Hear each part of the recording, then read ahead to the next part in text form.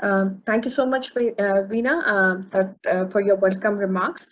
We will now go on to our next speaker, Mr. K. Sreekant. But before I do so, I would also like to mention that two of key stakeholders, Joint Secretary Narayan from Ministry of Power, as well as Mr. KVS Baba, Managing CMD, Pusuku, were supposed to be speaking at this important conference, but unfortunately, they're in Srinagar, and while their flight has been scheduled in a way that they will be arriving at the same time in the morning and were unable to join. But we are thankful for their collaboration and support to us. We'll now move on to our very next speaker, who has been again a great supporter, and we have been fortunate to partner with POWERGRID. I'm delighted now to introduce Mr. K. Sreekant, Chairman and Managing Director, POWERGRID Corporation of India. Shri K. Sreekant assumed charge of as the CMD of Power Grid Corporation of India Limited in August 2019. He has over 34 years of experience in power sector in the areas of long-term financial planning, investment appraisals, formulation of capital budget, resource mobilization for domestic and international markets, corporate accounts, commercial regulatory affairs, and enterprise resource planning. Prior to this, he has served as Director of Finance in PGCL and earlier as GM Finance NTPC. I'm very delighted to welcome you, sir. Over to you.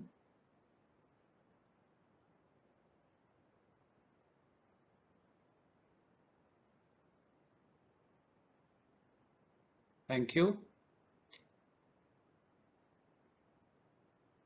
Secretary Power, Sri Alok Kumar, Ms. Veena Reddy of the USA team, colleagues, ladies and gentlemen, a very good morning.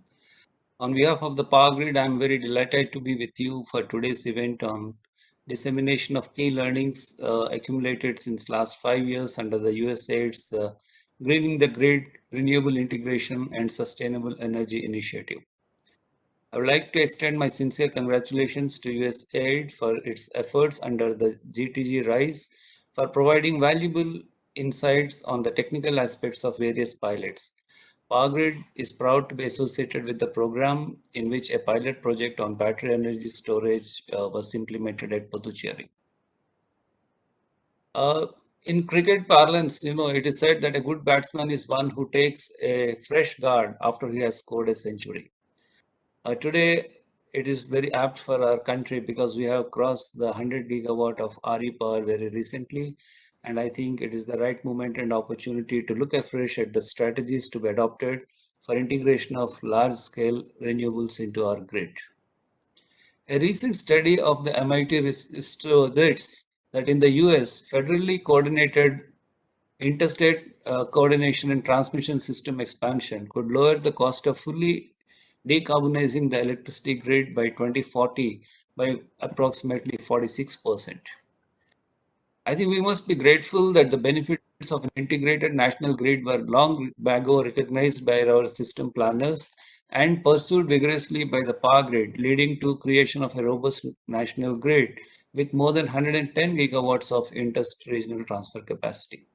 This network has not only facilitated the reduction of cost of power purchased to the utilities, it also enabled seamless integration of the 100 gigawatts of RE capacity in our country.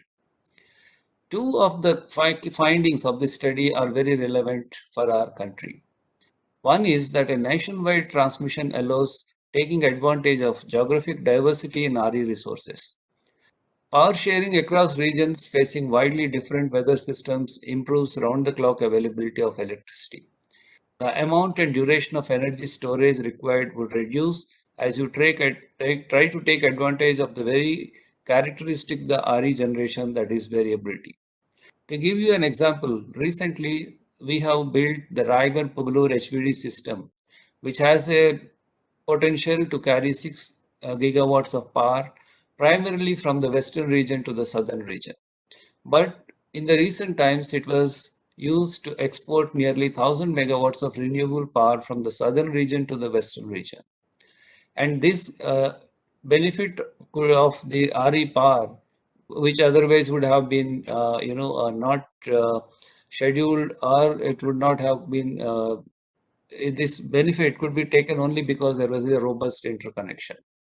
Secondly, a strong grid allows wind and solar development to be concentrated in the sunniest and windiest parts of the country, so that more clean energy can be supplied by less installed generation capacity, and it will be required to be curtailed less often.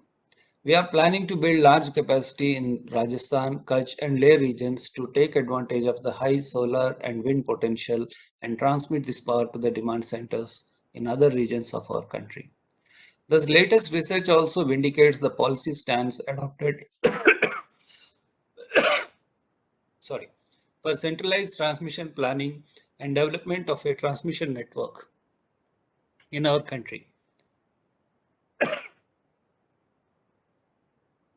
While there is a case for distributed generation also in the renewables, under certain conditions, it has also limitations because without adequate backup of a grid interconnection, we can see that there are potential disturbances. For example, in the recent cyclone on the western coast, DU was impacted significantly and its power supply was affected for long duration uh, because the grid connection was not robust and also because the RE power which was established there got impacted by the cyclone and could not produce. Therefore, to provide reliable and power, it is essential that there is grid interconnection, and that is how we should be moving forward towards a 100% decarbonized grid. The uh, integration of large-scale renewables into our grid is also possible, I think, with the existing technologies and also taking advantage of the various storage technologies which are expected to come up by 2030 when the prices are going to expected to further come down. And there, I believe that as India is poised for increasing its renewable capacity for 450 gigawatts by 2030, uh, we are well placed to take advantage of the new technologies that are developing and also increasing the spread and the uh, smartness of our inter-regional grids so that this RE power is well absorbed and facilitating energy transition and sustainability of our economy.